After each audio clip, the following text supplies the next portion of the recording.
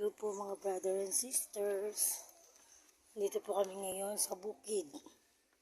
Sa may Gatchalian. At kami po ay magba-Bible study. Kanina medyo umulan kaya nagbaha. Medyo mataas po yung baha. Pero ngayon humupa na at ngayon medyo putik-putik. Ganito na po ang ating buhay. Kahit anong mangyari, kailangan natin masunod ang kalooban ng ating Panginoon.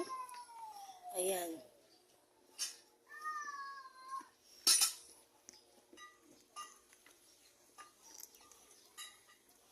Tayo.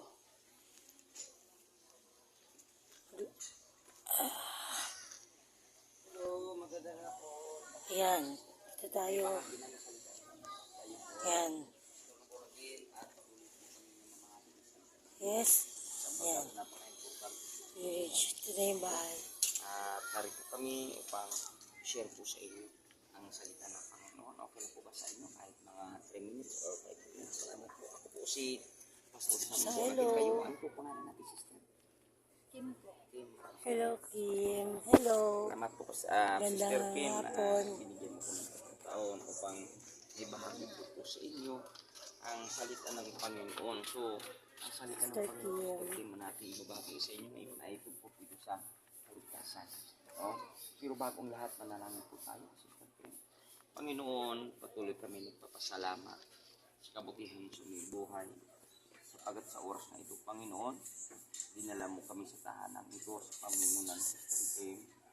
Langit ko po, Panginoon, na pagpalain mo ang mga salita na ibabahagi ko sa Kanya tungkol po sa kaligtasan.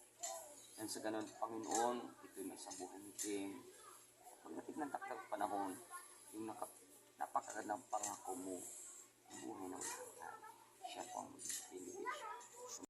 Meron na naman tayo na souls. Sister Kim at Nanay Adelpa. Salamat sa Lord. Hello. Good evening. Gusto sana kitang bahaginan, kaso mayroon pala kayong kasiyahan. So, dumidikit ang aking sapatos sa putik. Ayan. Hello. Gaganda na pala ng mga bahay dito, no? Gaganda pala ng mga bahay. Oh, ito yung bukid. Ang gaganda ng mga bahay na dito. Share mo na. Tayo ulit. Namaos agad ako. Yan. Medyo maputik pa din. Kasi may kasama ko. Iniwanan na ako ni Pastor. Ayan. Nasaan na siya? Ayun. Grabe. Tuloy-tuloy. Bali, baka 2 bahay na kami. Una, Sister Kim. Ngayon naman, Sister Wilma. Yan. Ngayon, pangatlong bahay kami. Magba-Bible study. Lord, tulungan mo kami. Ayan.